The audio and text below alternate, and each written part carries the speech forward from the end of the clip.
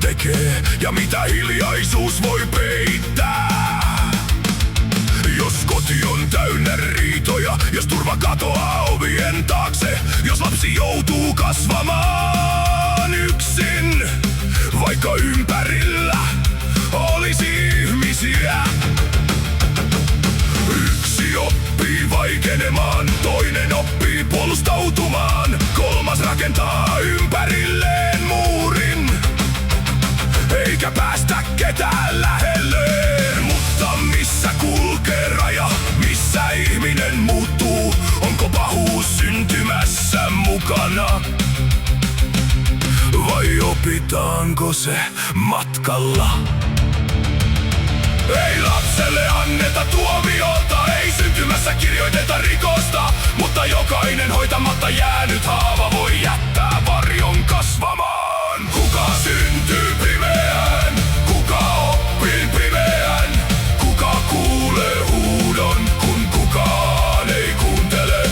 Ei sairaus tee hirviö, ei kipuanna oikeutta lyödä, mutta jos haava jää hoitamatta, se voi viedä ihmisen pimeään. On ihminen ja hänen perimänsä on temperamentti ja kasvun tie. On mieli, joka käy yli kierroksilla ja tunne, joka ottaa vallan. On päihde, joka lupaa helpotusta, mutta ottaa vähitellen enemmän. On seura, joka nauraa vahvemmalle ja opettaa heikomman pelkäämään. On koulu, jossa kukaan ei huomaa, kun yksi jää yksin muiden keskelle. On koti, jossa ovet paukkuvat ja lapsi oppii kuuntelemaan askelia.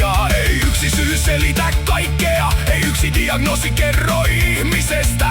Ihminen rakentuu tuhannesta palasta, myös niistä joita kukaan ei näe. Kun kukaan ei pysähdy ajoissa, kun kukaan ei kysy mitä kuuluu, hiljaisuus voi kasvaa vihaksi. Ja viha voi löytää väärän oven. Kuka syntyy pimeään? Kuka oppii pimeään? Kuka kuulee huudon, kun kukaan ei kuuntele? Ei sairaus tee hirviö, ei kipuanna oikeutta lyödä, mutta jos haava jää hoitamatta, se voi viedä ihmisen pimeään. Ihmisen pimeään. Mutta kuuntele nyt. Kaikki rikkinäiset eivät riko muita, kaikki vihaiset eivät lyö, kaikki sairaat eivät tee pahaa. Sairaus ei poista vastuuta teosta, mutta vastuu ei tarkoita, että ihminen olisi menetetty. Siksi pitää kysyä, missä vaiheessa joku olisi voitu kohdata ennen kuin oli liian myöhäistä.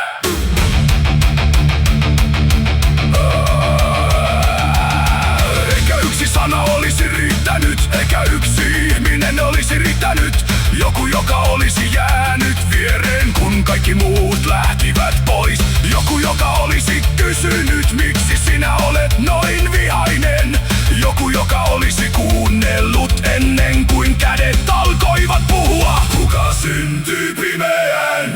Kuka oppii pimeään? Kuka voi katkaista ketjun ennen kuin se jatkuu seuraavaan? Ei sairaus tee hirviö, ei menneisyys poista vastuuta, mutta jos yksi ihminen kuullaan ajoissa,